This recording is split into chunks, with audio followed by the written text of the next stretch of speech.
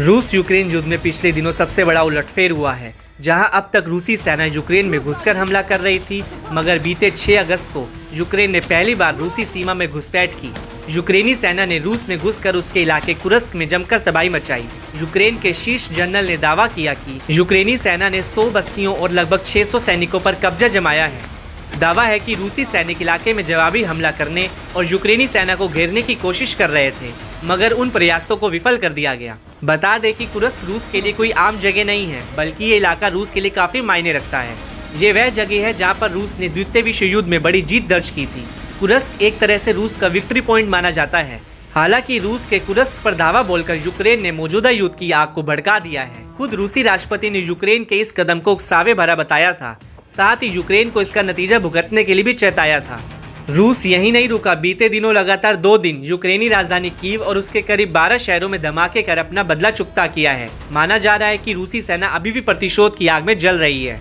Ukraine पर आने वाले दिनों में भीषण हमले की आशंका है। इस बीच अमेरिका की नागरिक अंतर्राष्ट्रीय खुफिया सेवा यानी CIA के डिप्टी डायरेक्टर ने बड़ा दावा किया है। खुफिया और राष्ट्रीय सुरक्षा शिखर सम्मेलन में डेविड कोहेन ने बताया कि रूस के कुर्स्क पे यूक्रेन की सीमा पार से घुसपैठ कुछ समय तक जारी रहने की संभावना है। ऐसा लगता है कि यूक्रेन कुछ समय के लिए उस इलाके के कुछ हिस्से को अपने पास रखने का इरादा रखता है। यूक्रेन के हमले में आगे बढ़ने वाले संघर्ष की गतिशीलता को बदलने की क्षमता है।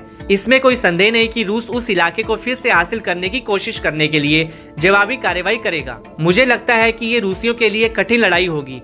अभी इसमें शुरुआती दिन है, इसलिए हमें देखना होगा कि यहाँ सब कैसे होता है।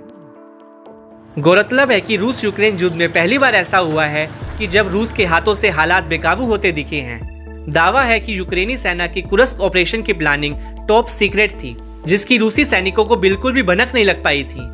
बताया जाता है कि रूस कुर्स्क पर भीषण हमले के लिए बिल्कुल तैयार नहीं था। दावा तो ये भी है कि यूक्रेन ने अमेरिका के हाई क्वालिटी वाले ग्लाइड बमों का इस्तेमाल कर कुर्स्क पर कब्जा जमाया, जिसके चलते रूस को बड़े पैमाने पर नुकसान उठाना पड़ा, साथ ही अपने इलाके से भी नियंत्रण गंवाना पड़ा।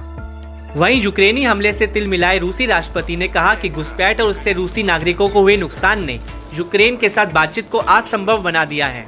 वहीं पहली बार रूस को पटखनी देने वाला यूक्रेन कुर्स्क हमले के बाद से मजबूत स्थिति में आ गया है। इसके चलते यूक्रेनी राष्ट्रपति की बॉडी लैंग्वेज में भी खासा बदलाव देखने को मिला है। यूक्रेनी हमले की पुष्टि करते हुए जेलेंस्की ने कहा था कि रूस के साथ अंतिम शांति वार्ता के दौरान एक मजबूत स्थिति हासिल करने के लिए रूसी इलाकों पर कब्जा करना जरूरी था। इसमें रूसी जनता को यूक्रेनी शर्तों को स्वीकार करने के लिए डराकर मॉस्को पर दबाव बनाने की आवश्यकता का भी उल्लेख किया गया। ऐसा दावा है कि पश्चिमी देशों के दबाव के चलते जेलेंस्की ने कुछ हद तक नरमी बरती। यूक्रेनी राष्ट्रपति ने बफर जोन बनाने को एक महत्वपूर्ण उपलब्धि घोषित किया।